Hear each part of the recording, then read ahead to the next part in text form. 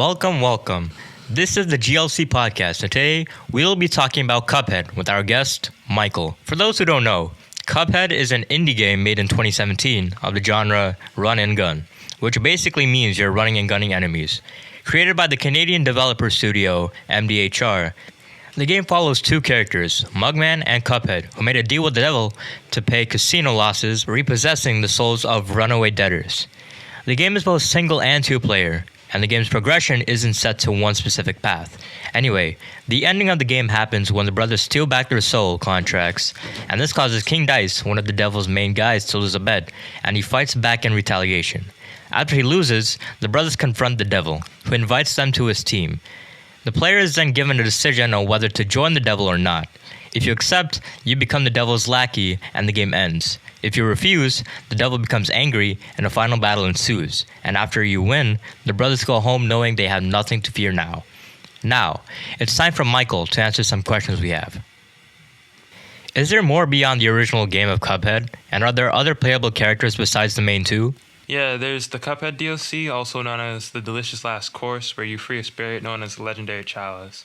She invites the brothers to an island as thanks, and this is where she introduces the brothers to Chef Saltbaker, who gives them a cookie, which lets Chalice temporarily swap bodies with one of the characters. Now, there's another version of this, which lets her do it permanently, called the Wonder Tart, and they pretty much go around fighting a bunch of the island's inhabitants to really get this item. And it's later revealed that Chef Saltbaker was using them to get the Wonder Tart so he could rule over the astral plane.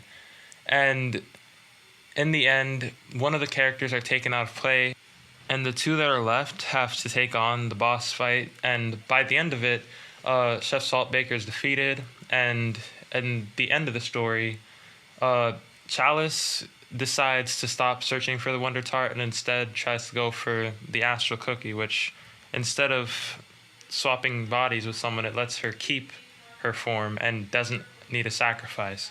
And Chef Saltbaker's arrested, and instead of going to prison, he starts doing community service where he rebuilds the bakery that was destroyed during the fight, and he becomes a better person. Wow, that's a lot, and that's genuinely interesting. But I think that's all we have to talk about for this episode. We will go more in depth about this game in the future, but this is just the main story. Thank you for listening to the app about Cuphead. For how long was this? 3 minutes. Thank you for watching this for 3 minutes, and we'll see you in the next episode.